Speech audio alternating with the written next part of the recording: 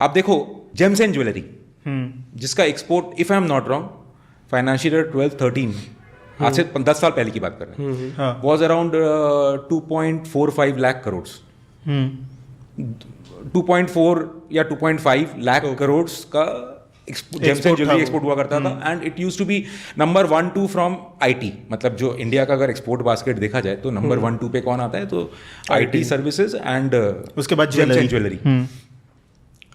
2018-19, 17-18-19 saw one of the worst scams, Nirav Modi and Mehul Choksi. तो और आज, अच्छा इसके बीच में अभी आते हैं कि आज का एक्सपोर्ट क्या है, आज का एक्सपोर्ट फिगर क्या है. If I am not wrong again it is something like 2.9 और 3 लाख करोड़. 10 साल पहले 2.5 लाख करोड़, आज 3 lakh crore. That is only 20% growth 10 साल में. 10 साल में सोने का भाव कहाँ चला गया इस 10 साल में?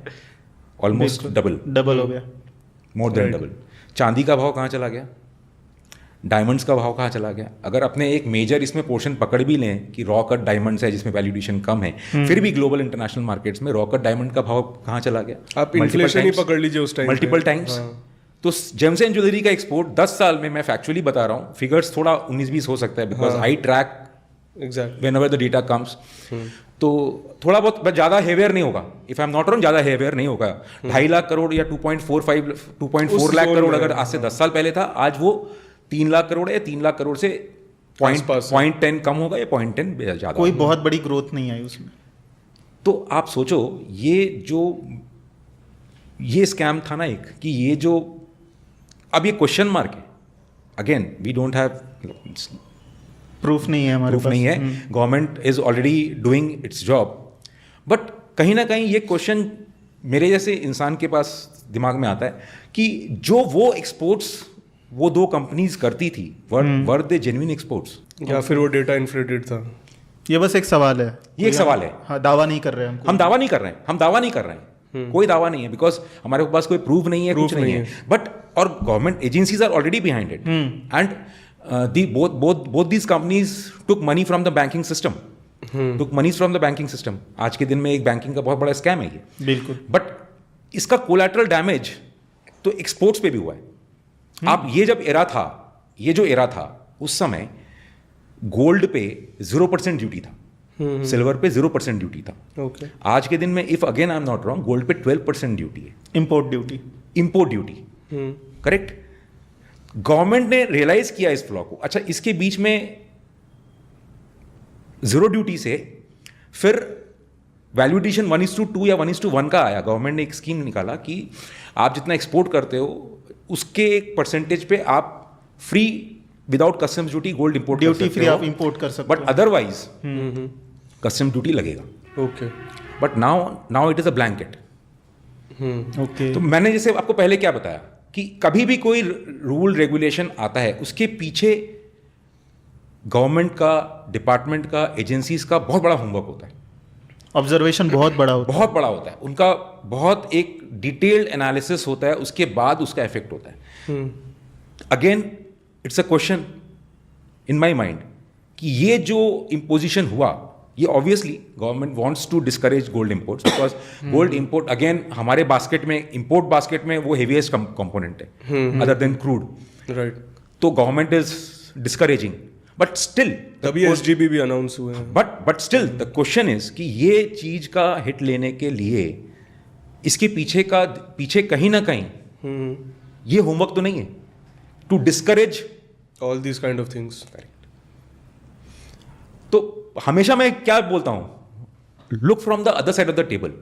पर्दे के पीछे क्या चल रहा है, जरा उस पर्दे के पीछे क्या चल रहा है या आपको दिखाया क्या जा रहा है, नैरेटिव क्या बिल्ट हो रहा है, क्यों बिल्ट हो रहा है. और जैसे अभी G20 के टाइम में जो नैरेटिव बिल्ट हुआ, जब मार्केट ऑल टाइम हाई पे था, ये भी अच्छा, ये भी अच्छा, ये भी अच्छा, सब कुछ अच्छा, बुरा तो कुछ था ही नहीं, बुरा कुछ नहीं है. नैरेटिव बिल्ट हुआ.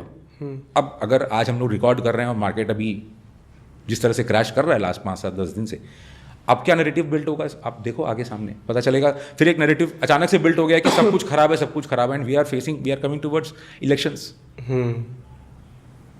जैसे अभी एक PSUs में बहुत बड़ा एक नैरेटिव क्रिएट किया जा रहा है कि पीएसयूज को बेचने वाली है गवर्नमेंट, जिसकी वजह से पीएसयूज के प्राइजेस को पंप किया जा रहा है जिस तरह से। अब मुझे ये नहीं समझ में आता कि 2024 का इलेक्शन आपके सामने है और इस तरह के स्टेप कैसे कोई गवर्नमेंट ले सकती है कि हम पीएसयूज को प्राइवेटाइज करने के बारे में सोच रहे हैं। तो ये तो प्रॉपर एक नैरेटिव क्रिएट किया गया और उसके बाद जो है उसको पुश किया गया, जो गवर्नमेंट पिछले 10 सालों में नहीं कर पाई। उन्होंने ट्राई बहुत किया पर वो नहीं कर पाए successfully. But this is good for economy. But ultimately नहीं, मैं उसको लेकर मैं सवाल ही नहीं है। वैल्यूएशंस पंप इन पे क्वेश्चन कर सकते हैं अपने, गलत है या अच्छा है उसके ऊपर सवाल ही। मैं पूरी तरह से प्राइवेटाइजेशन के सपोर्ट में हूँ। जिस तरह से नैरेटिव क्रिएट किया गया है, जिस तरह से रिटेल को उसके अंदर खींचने के लिए जो बातें बनाई जा रही है, मैं उसके ऊपर बात कर रहा हूं। आज से 6 महीना पहले, साल भर पहले, मतलब मैं जानता हूँ, मेरे कुछ क्लोज फ्रेंड्स हैं, जब हम लोग आपस में मिलते हैं, बैठते हैं, तो उसमें एक फ्रैक्शन ऑफ फ्रेंड्स हैं जो बोले कि सोने का खदान भी निकल जाए ना पीएसयू में तो मेरे को नहीं लेना है। मतलब and this was the conviction for last 10-15 years कि कुछ भी हो जाए मेरे को पीएसयू तो लेना ही नहीं है, पीओसी में मेरे को मतलब ही नहीं है, उनसे दूर ही रहना है, उससे दूर ही रहना है। और आज लास्ट 6 महीने में वो इंसान भी पीएसयू की भक्ति कर रहा है। तो एक नैरेटिव तो बिल्ड हुआ ही है, बिल्कुल एक नैरेटिव बिल्ड हुआ है। अगर जो भी बिल्ड किया है, it is a successful narrative and it is good for the government. अगर इस धक्के में अगर government takes a step for disinvestment, और अगर गवर्नमेंट का पूरा आज 2-3 साल का डिसइन्वेस्टमेंट टारगेट पेंडिंग अगर वो क्लियर होता है तो it is very good step. इस वैल्यूएशन पे हो जाए, that would be a great achievement, greatest achievement. I suppose this will be the greatest achievement. कहीं ना कहीं बात ये नहीं है कि सिर्फ नैरेटिव की वजह से लोग वापस से इंटरेस्टेड हुए हैं, वो प्राइस अल्टीमेटली कोई भी रिटेल या कोई भी पब्लिक तो प्राइस को देख के ही वही बैक पाइप वो भागते हुए घोड़े पे दाव लगा मेरे दोस्त पेट पाइपर वही वो जो जहां बिगुल बज रहा है, जहां म्यूजिक बज रहा है, वहां सब भाग रहे हैं। फिर म्यूजिक अचानक से बंद हो जाता है, फिर उनको रियलाइज होता है, तो फिर वो दूसरी जगह जहां म्यूजिक बजता है वो उसके पीछे भागते हैं। ये नियम है मार्केट का, ये नियम है मार्केट का। कोई स्टॉक चल रहा है तो सारी दुनिया उसी के पीछे है। फिर वो जब रुक जाए, उसमें लॉस हो जाए, फिर वो थक हार कर उसमें से निकल के फिर वो खोजेंगे कि दूसरी जगह म्यूजिक कहां बज रहा है। बिल्कुल। So and I am always against this. मतलब यही मेरा एक पॉइंट है, why you need to chase at highs. आप कोई चीज हाई है या कोई चीज आपको समझ आ रहा है कि ज्यादा 20,000 का निफ्टी चला जाए, 21,000 या 500 पॉइंट और बढ़ जाए, is that important or is it important कि you are waiting to buy cheap? आज सोशल मीडिया में पीपल आर ट्रोलिंग मी। मैं 1 साल से 6 महीने से सबको बोल रहा हूँ कि I am not in favour of putting my money और keeping investments at this kind of valuations.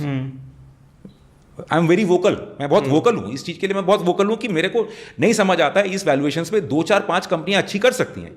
There is always, वो तो हमेशा ही 4,000 कंपनी लिस्टेड है, उसमें 400 कंपनी भी अच्छा करे तो 10% या 200 कंपनी अच्छा कर सकती हैं, ऑलवेज अच्छा कर सकती हैं, outperform even the worst of market. There are some companies which hit all time highs. जब कोविड में आपका बॉटम बना था उस दिन भी कुछ स्टॉक्स थे जो अपर सर्किट में थे, तो वो तो हमेशा रहेगा। तो ये बात वही है कि 100-200 कंपनीज को अगर मैं बोलूं ये मत लो, वो मत लो, वो मत लो, फिर आप बोलोगे सर ये तो देखो, ये तो कितने का इतना हो गया, 8 का 25 हो गया। ऐसा नहीं होता है। आप ये खुद जमीर से पूछो कि क्या आपका पैसा हमेशा वो जो बेस्ट परफॉर्मिंग कंपनीज है उसी में रहता है? और वो जब 8 पे था, क्या तब आप खरीदने के लिए उसको रेडी थे? रेडी थे। 8 का 25 के बाद आपको खरीदना है और फिर पूछना है कि सर अब क्या करें। जब मार्केट गिरता है तो सबका पोर्टफोलियो गिरता है, बिल्कुल। पर मार्केट जब बढ़ता है तो क्या आपका पोर्टफोलियो उस प्रोपोर्शन में बढ़ता है? When the market was going up, आज से 4-6 महीना पहले, I was continuously saying sell. अरे माल तो तब बिकता है ना जब लोग बायर हो, कोई खरीदने वाला हो। तो जब यूफोरिया बिल्ट हो रहा है आप तब बेचोगे, या अब 20,200 से हम लोग 18,800 में है ना आज, या 19,000 में, अब आपका माल बिकेगा? नहीं बिकेगा। आप उस समय बेचते जब 18,900 या 19,000 से जब 20,000 की तरफ जा रहा था, उस समय आप जैसे आप SIP करते हो वैसा आप एवरी डे बेसिस या एवरी वीक या एवरी 100 पॉइंट्स पे कुछ ना कुछ सेल प्रॉफिट बुकिंग करते तो आपका बायर सर्किट में होता, बायर सर्किट में शेयर होता, बट आपका माल बिकता। अब जब लोअर सर्किट चालू हो गया, अब आपका माल बिकेगा ही नहीं। People don't realise, if you know with my white hair I say experience की भाई जब माल बिक रहा है तब बेचो। बिल्कुल सही। जब डिमांड है तब बेचो, जब डिमांड है तब बिकेगा। और जब सप्लाई ऑन द स्ट्रीट में पैनिक है तब खरीदो, तब किसी को नहीं खरीदना है, तब नहीं। And this is the reason why, again, इसके पीछे बदनाम कौन होता है? गाना है ना, मुन्नी बदनाम हुई, तो बदनाम मार्केट हो जाता है।